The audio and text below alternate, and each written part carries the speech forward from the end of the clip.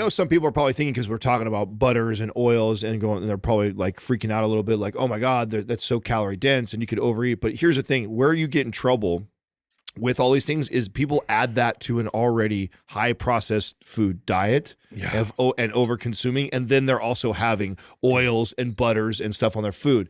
If you are eating from this list and that is your source of fats, you're going to be fine. Yes. You really are going to be fine. Like, especially if you eat your protein first, right? Yes. Then you're going to be absolutely okay. Yeah, and as long as you're not drinking your olive oil and, eating cubes of butter for a snack, you're literally going to be fine.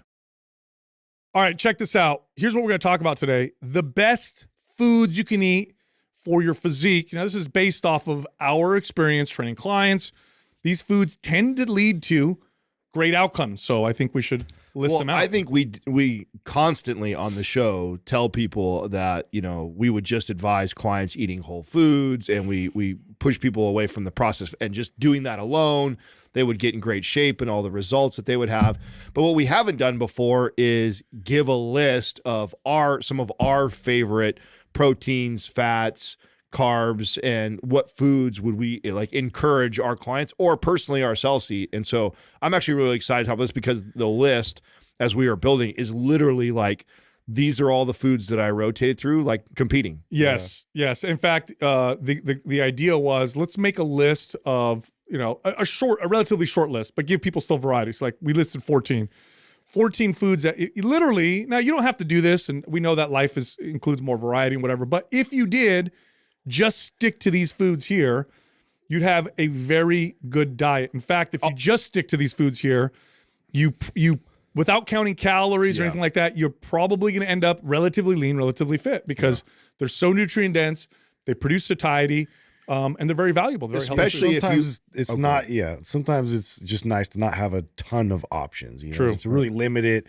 so you can stay focused, and the simplicity a lot of times win in terms of me approaching something to just grasp my head around it. Especially if you still follow some of the principles that we talk about, like, for example, eating your protein first. Thank you. Yes. So if you recall some of the other things we talk about as far as advice to our clients, one of those being not giving them limitations, saying you can't or can't have this, and just saying, okay, when you sit down and you eat the protein first, and then allow that to dictate how much of the other stuff that you eat. I think that'll make it paired with these foods. I'll take the challenge that you'll get in some of the best shape you've ever been in just sticking to this list. Absolutely, 100%. And I even now, these are largely the foods that I tend to eat and stick to. And here's the criteria. So the criteria, just before we get into these foods, was these foods have to be easily accessible, relatively easily accessible.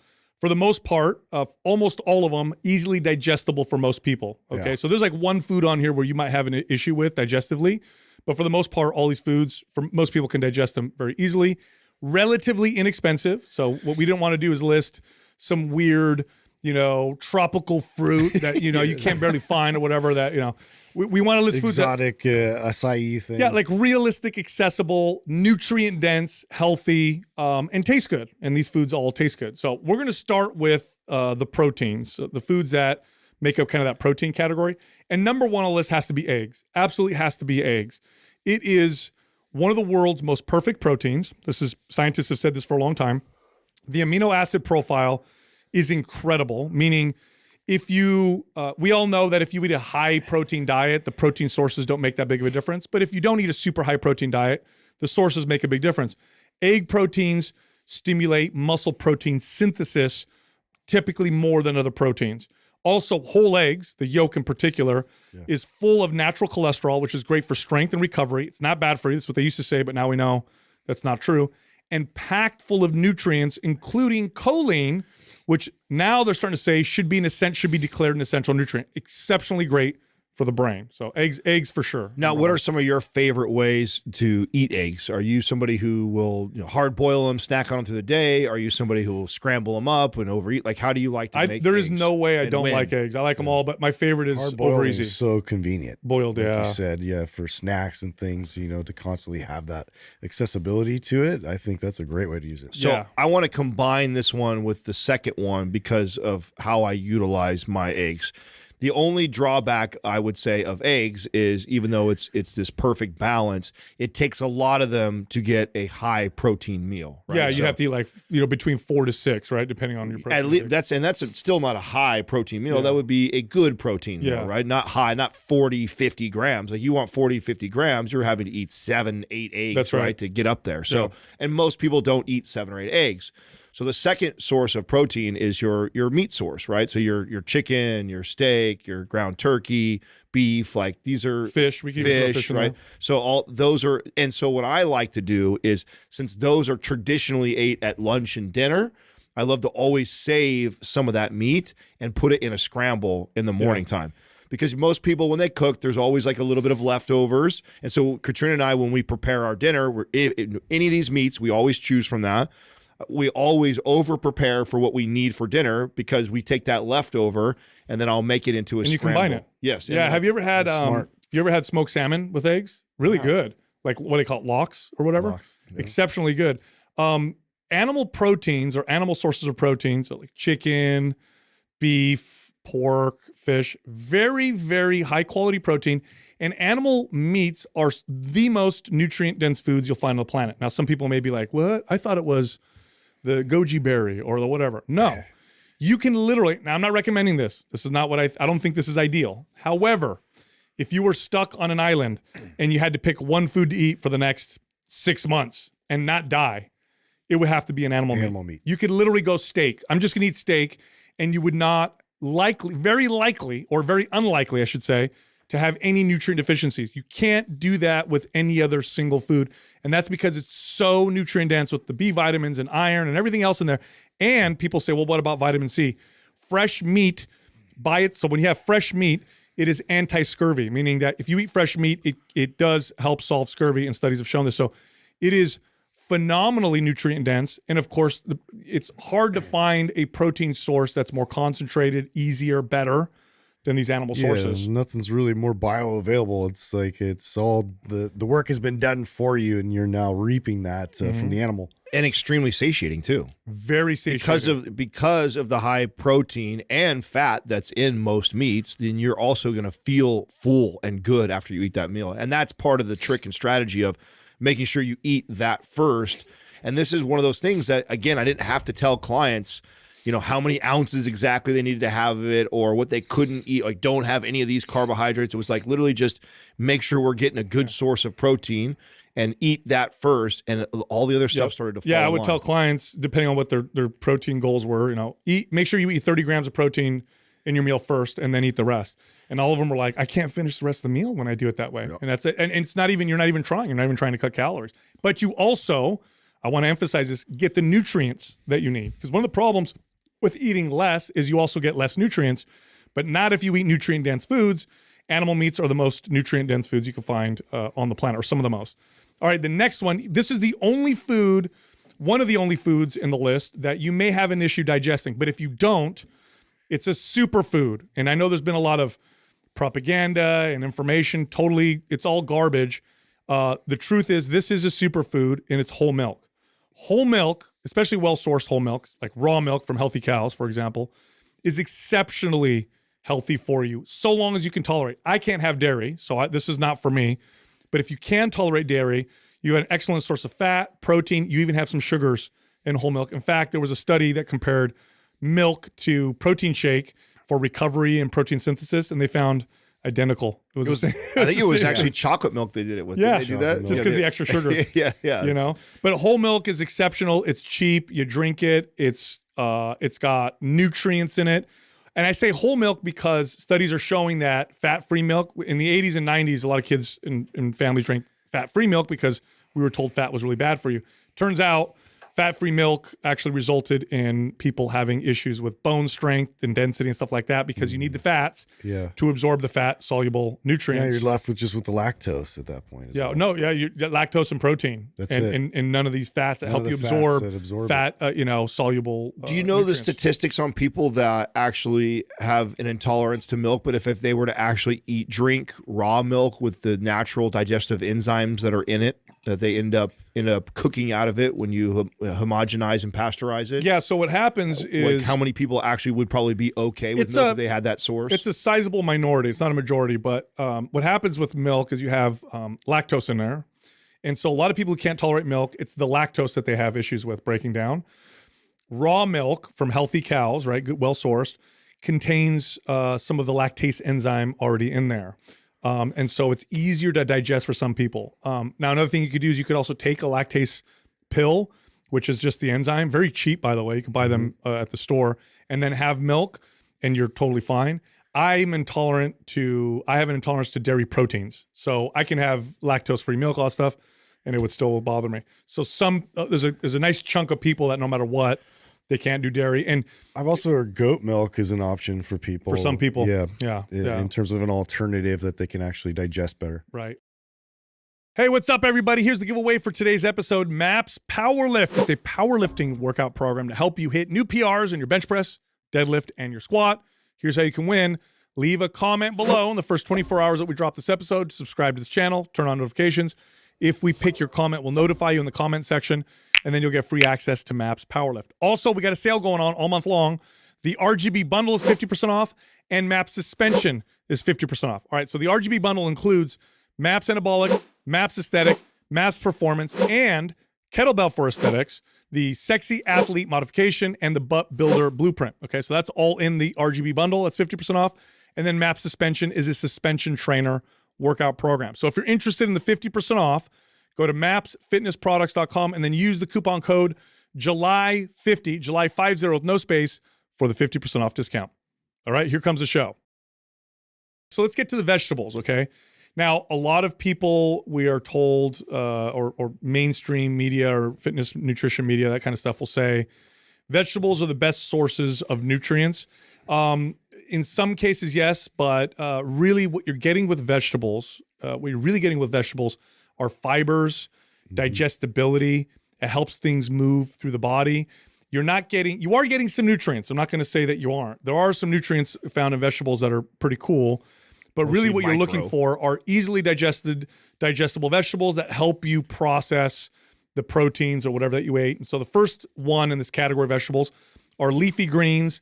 And if you want to make it very digestible, you cook them, okay? Raw leafy greens are harder to digest than like boiled spinach, for example, which you could really boil it down, eat a lot of spinach in a small amount, add that to your protein meal, especially if you're eating high protein, tends to bog you down and your digestion. You ever seen how much a massive box it's like this much. Yeah, you cook the spinach and it comes down to like the tiniest serving. So, but I mean, awesome though how it becomes super dense, easy for you to digest versus trying to chew on that raw. What is the difference between? Because I know that didn't they do something one time where they actually had people eating a ton of raw vegetables and they had all kinds of adverse effects of it because they couldn't digest it? Yeah, so there are anti-nutrients and defense mechanisms presented in plants to prevent.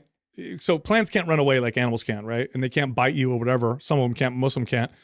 And the way that they create defenses is they produce compounds that make them hard to digest, okay? Now, the way around that is you cook them. You cook them very well. And what that does is it pre-digests them so that you can digest the food very well. Now, isn't that the angle that the hardcore carnivore meat eaters, they use that as like the big like why plants are so bad is because they have phytotoxins. But once you cook that, you pretty much eliminate them. You get rid of a lot of them. And humans have been eating vegetables for a long time, and most people have no problem consuming vegetables. There is a small percentage of people that have immune reactions to almost everything, in which case a carnivore diet is the only time I think it's appropriate. But for most people, there's lots of benefit from consuming these foods. Leafy greens has to be number one. The second one is asparagus. Well-cooked asparagus. I like to put them in the oven, grill them. They're easy to digest for most people. They taste good. And bodybuilders like them because they have a little bit of a diuretic effect. Okay, so bodybuilders like them because they help get water out of the body. It's not a huge effect, but this is why you'll see bodybuilders often eating asparagus. That was like my thing. It's a natural diuretic. I don't remember what the number was. You think it's a small effect? I think it's pretty. Small in comparison to actual diuretics. Like you're not going to eat a bunch of asparagus and then get cramp up from losing. It's like it'll help balance out water. So I used to recommend asparagus to my female clients who would hold a lot of water during certain times of their period. Yeah. I'd say, hey, eat asparagus with two of your meals and see if that helps. And it does. It actually helped them with their water retention. It actually held, less water. But it tastes really good. It's fibrous, and it's great for digestion. And most people can digest asparagus pretty well. So that's got to be up. Now, something we haven't said so far talking about these, because I know, and this will become a question, so I want to address it before we get much further. As far as like the preparation of these foods, like as far as how you cook them, when it comes to the meats, obviously stay away from fried stuff. But you can go to town on seasoning. I used to tell my clients. Yeah. I don't care how. I mean, you got your favorite, salt or seasoning, Mrs. Dash or whatever, Montreal. Go to town, season it up. I mean, if we're eating all whole foods, your salt and sodium intake is going to be minimal. Such a good point. All these foods are low in sodium. Even if you salt them, you're probably going to still need more sodium, especially if you work out, sweat, and don't eat a lot of carbohydrates. So have fun. So what I do with steak, for example, is if I buy a steak from the store, or let's say Butcher Box comes in or whatever, I'll defrost it and I'll salt both sides, put it in the fridge for 6 hours or a day, then bring it out and then season it again and cook it. And it's incredible. It comes out, really, really good. All right. The next one is technically not a vegetable. I believe zucchini is a fruit, if I'm not mistaken. Really? I think so. Is it a fruit, Doug, or is it a vegetable? Maybe look that up. He's going to look that up right now. I don't know. Yeah. I don't know that. But zucchini, very easily digested. It really helps people with processing their proteins and fats. Tastes really good.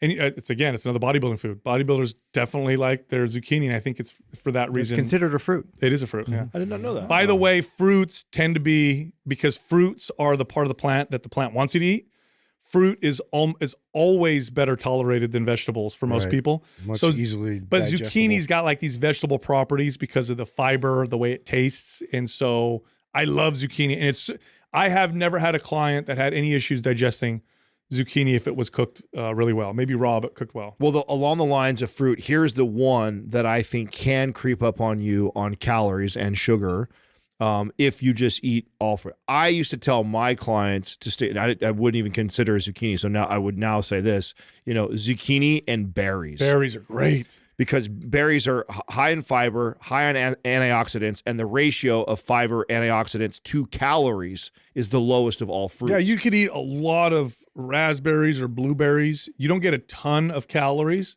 but you get a lot of fiber. Yes. And I remember you telling me that was one of your go-to ways to add fiber. It's the biggest bang for your buck as far as. Do you know off the top of your head how much per? Oh, I don't anymore. What the exact ratio? I just know that it's the best. Like as far as if I want something that is low calorie and I want to get a ton of fiber in, like that.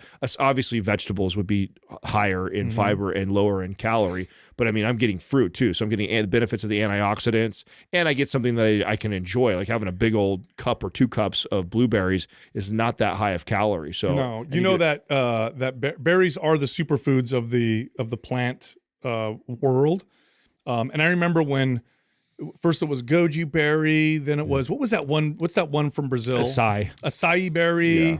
These are they're packed full of. Which is really just their blueberries in that location, right? They're identical. A blueberry kicks the crap out of it's all. exotic, and we can't just like go outside and pick it. That's exactly right. Blueberries are super high in those antioxidants that they talk about. Super high in fiber, but we don't sell blueberries because they're everywhere. So if I want to sell you something weird, I'm gonna go pick a fruit from a country that you're not familiar with. But no, blueberries, you put them up next to acai berries, goji berries. I mean, it's either the same or better. And by the way, when I talk to clients about this, I always remind them that I'm not demonizing other fruits. I'm not saying you can't have a peach, you can't have an apple, a banana's bad for you. There is benefits to all those other fruits. One thing you have to be careful that we've bred them to be ginormous. So we've talked about this on the podcast before, like a small banana, what you would think is a small banana is like an extra large banana. It's like 50 grams of carbs. Yeah. And a lot of sugar. So there's a lot of sugar, a lot of carbs, a lot of calories in that one banana. It's not necessarily a bad thing. I'm not saying it's bad. It's just that type of fruit can catch up on you really quick. So I always point them in like, listen, when it comes to berries, I let my clients kind of go to town when it comes to eating that stuff, but be very mindful if you're choosing fruits like apples and bananas and pears and stuff like that. Yeah. And I was always making sure like they're eating, the actual fruit, and so they have to like eat through the skin. They get all those. The juice. So the time release thing too, in terms of like readily getting that sugar to hit the bloodstream, like it has that natural a process all built in place from nature. Oh, watch put a CGM on, a glucose monitor on, and watch your glucose response to berries versus a banana. Oh yeah. Or Or an versus apple. juice. Like, Yeah, a lot of people will turn yeah. into juice. Well, juice will be thinking even it's worse. good for you. Juice right? is like a soda. It's literally like if you drank a Pepsi and you drank fruit juice, it would be probably Yeah, it's identical. pure concentrated. Yeah, pure sugar. concentrate. All right, so let's get to your complex carbohydrates. Obviously, this is what fuels your workouts, gives you the energy you need for explosive movement, stamina. Carbohydrates also can contribute to muscle growth. And especially for people who are trying to eat more calories, carbohydrates are an easier way to bump calories because they're of all the macronutrients, proteins, fats, and carbs, carbohydrates are the least satiety producing, meaning that, if you eat a lot of protein, you're like, oh, I want to eat more. With carbohydrates, you can kind of push it a little further. The first one's got to be rice. And by the way, it's white rice. I know we're told that brown rice is better because they don't have the fiber whole, taken off, whatever. The truth is, brown rice contains anti-nutrients, and if they have studies on this, people just consuming brown rice actually start to develop nutrient deficiencies. It's harder to digest. White rice is actually superior. And by the way, from a calorie perspective, it's like almost you're splitting hair the difference. Yeah. They're almost identical. Yes, so it's not like you're eating way better. But white rice is super. Here's what I love about white rice so much: easy to digest. It's got to be one of the easiest to digest starches that exists. In fact, I can't think of one that is easier to digest, just generally speaking, because obviously there's always going to be outliers.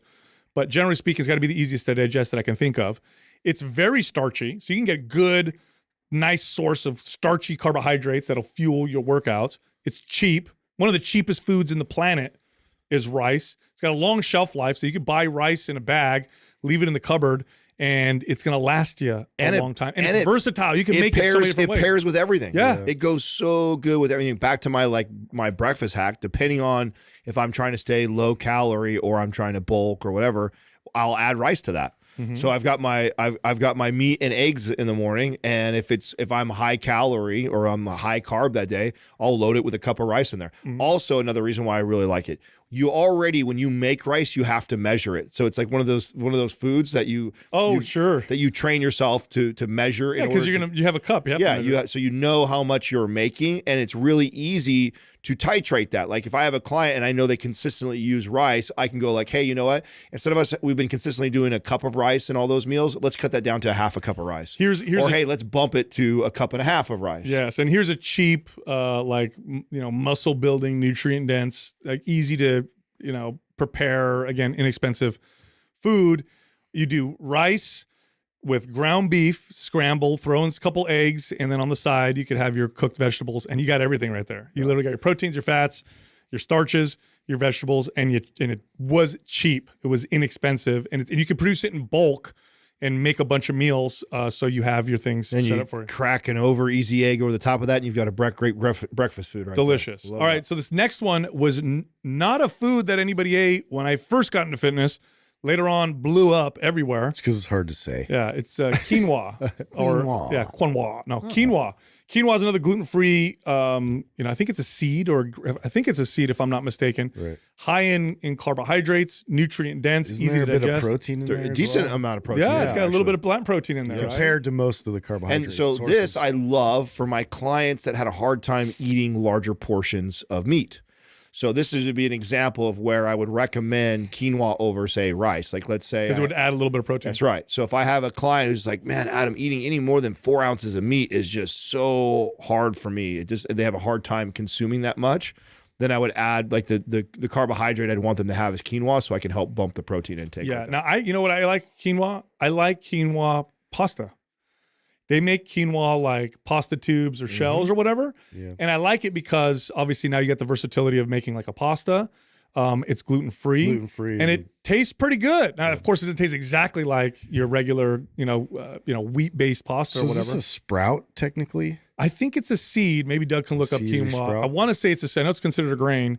But it's easy to digest. This is what I like about it. It's a great source of those carbohydrates. It's one of my go-tos. I think it's Ancient something Farms or something. I forget. Ancient Grain. Is it Ancient Grain the name of the brand? Yeah. There's a brand that makes a ton of those of the quinoa pasta you're talking about. yeah. We live off of that. Like that's always in my cupboard. Is it a seed, Doug? It's a seed, yeah. It is a seed. So which again, seeds tend to be easily digestible in many cases. So all right, the next one, Justin loves this one. Potatoes. Yeah. Potatoes.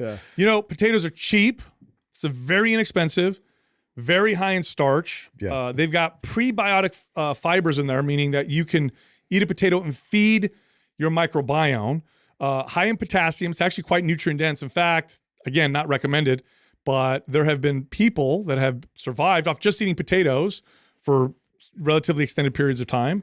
And they're so versatile. Like there's about, I don't know, is there any food more versatile than potatoes? There's got to be more dishes made with potatoes. Yeah. Potatoes or rice. Just like you said, rice. Yeah. Because those two alone, those are really the only carbohydrate sources that are easily digestible. I don't have any inflammation. There's nothing as a result of that, unless it's cooked with a certain type of oil or something that's going to irritate it. But for the most part, the majority of clients and people I've worked with, like rice, potatoes, always did well. Yeah, no, it goes with everything. I think it's such an easy one to do. Now, the only add that I would add to that is I love messing with sweet potato and yams, and that would fall in the same category as that.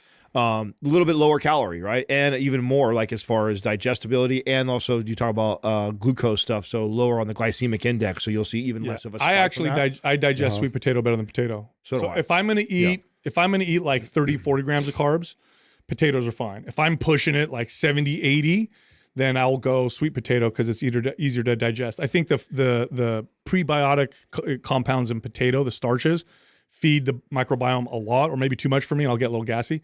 Sweet potato, though, I could throw that down. I also think that sweet potato and yams need literally nothing on them. Where white potato, I tend to want butter and salt. Oh yeah, and who eats a plain potato? Yeah, I'll eat a plain sweet potato. I'll eat a plain yam and a sweet potato all day long because it's already got these great sweet flavors to it.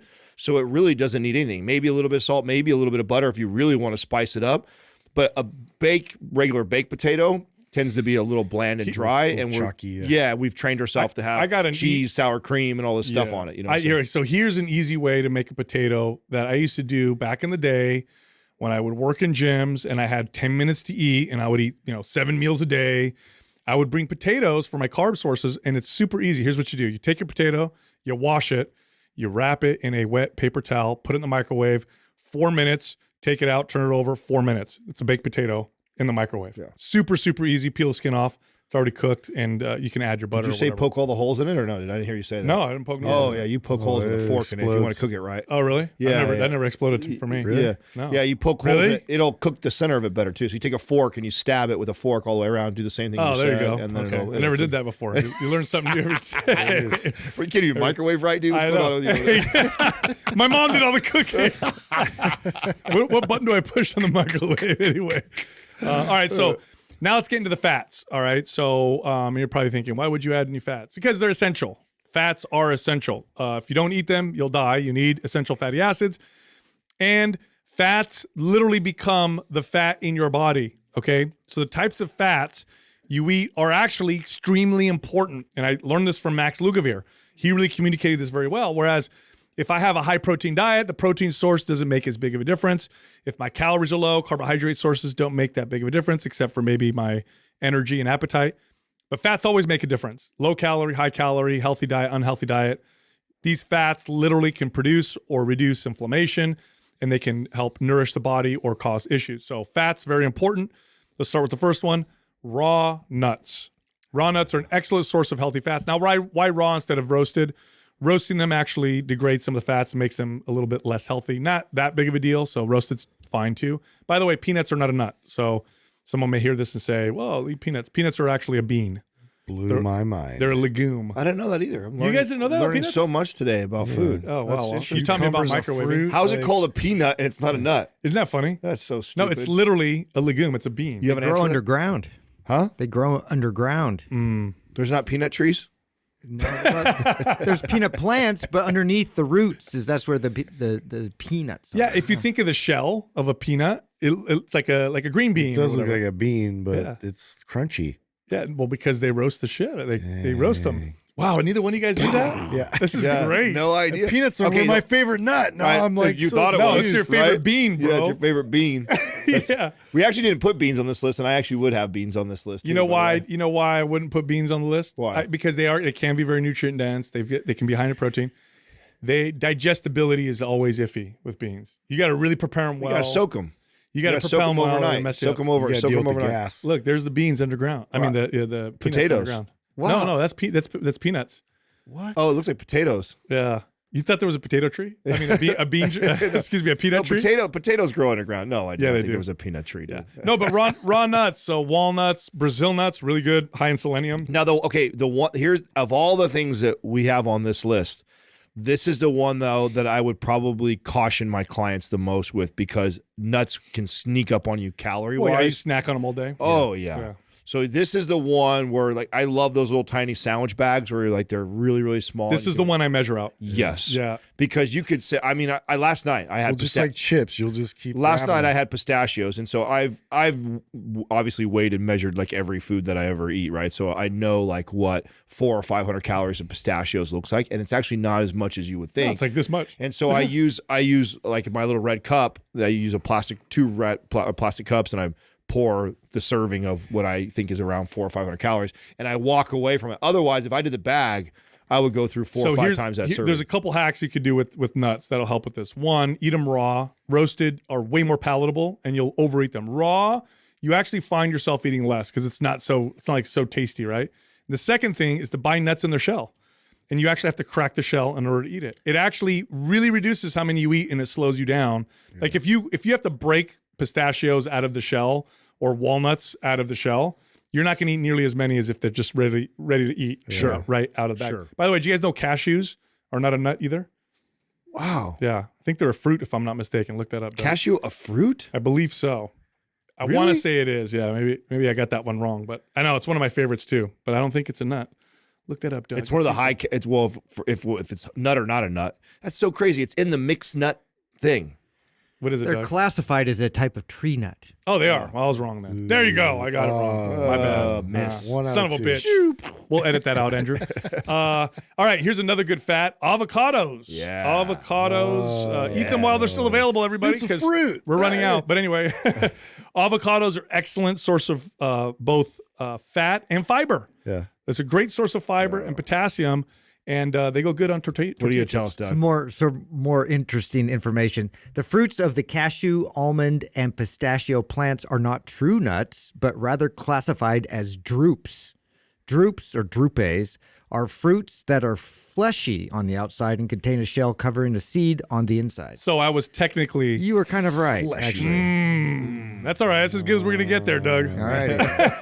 Leave the dad to come Write that in and down. help you out. Right? Thanks, Doug. Yeah. Doug found the one website. It was a blog. It's some shit. Avocado is another great food that I Yes. think pairs so well with all these dishes too. Like you want to like back to my breakfast. Like if I'm bulking, now I'm adding an avocado on top of that. So now I've got the potatoes and rice, I've got the meat, I've got the eggs, and now I'm going to throw an avocado in there also. Have you Helps seen- make things more satiating. Too. Have you seen the studies on? So for some people, beef, high fat beef, like ground beef, can cause a little bit of inflammation. But with most people. avocado, it cancels it Throw out. in some avocado, Yeah. and it actually helps with that inflammation because of the types of fats that are in I avocado. read that somewhere about how to like if like a BLT burger upsets you like that, try having avocado on it, and it supposedly helps a lot of people out. Yeah. I remember reading. Now, that. along those lines, avocado oil is a good oil to use because it's Get away from canola. it's minimally processed. I mean, you can just squeeze an avocado and you get avocado oil, and it's easy to cook with and it's really good. Which brings us to another oil, which is probably the king of oils in terms of health, and it's what they think the primary reason why the Mediterranean diet is the healthiest kick-ass diet when they do these general comparisons. I know it's more complex than that, but whenever they talk about the best diet for health or whatever, Mediterranean diet always comes out on top. It's because of olive oil. Olive oil is extremely good for you. You put it on everything. It goes good on everything. It's great for vegetables. You could add it to your meat. You could add it to your rice. You could add it to your potatoes. I mean, you could put it in your zucchinis. I mean, you could put almost everything that we talked about. Avocado will go with, and it's a great source. It of healthy fat. enhances all those foods for sure. Oh, for the longest time, I struggled with eating enough vegetables, and one of those things I told you guys. I think I brought this up. It wasn't until Sal and Mind Pump when we started working together, and he would come in with these massive bowls of vegetables, and he'd have like olive oil drizzled all over it. And for some reason, I still had, and as much as I had already moved past the anti-fat movement, but I had trained myself for so long to avoid fats in my early years of my career that I wouldn't think about even using an oil on my vegetables because that's not why I'd be eating it. But it's like once I gave myself that freedom to do that and cooking your asparagus with a little bit of olive oil on it and then like throwing on the barbecue or something, like, oh my God. Yeah, olive oil, garlic powder, salt, almost on any vegetable baked in the oven comes out unbelievable. Yeah. It's so good. It's totally changed my relationship with vegetables. I mean, now they taste amazing and it's not bad for you. So. Right. All right. Last fat that's actually great. And I love this one because we were told for a long time it's the worst. Avoid it. Don't eat it. But now we know it's not true. It's actually good for you. Is butter. Butter is a wonderful fat. It's for most people, I say most because there is a small percentage of people where saturated fats can cause some blood lipid issues. You probably know if that's you. But otherwise, butter is an excellent source of fat, and you can cook well, very well with it, with most things. And then in that category would be ghee, which is essentially clarified butter, meaning it's butter minus every little microscopic bit of milk protein, which is why it appears to be kind of clear. But really, really good source of fat. Which is, now, can you handle butter or do you have to use ghee? I'm okay with butter. It's got so little milk proteins that it doesn't bother me. Oh, interesting. I wasn't sure about that. Now, ghee's a little bit lower calorie than butter would be too. Ghee has no milk proteins, and I could eat ghee by the tablespoon. I've actually done that.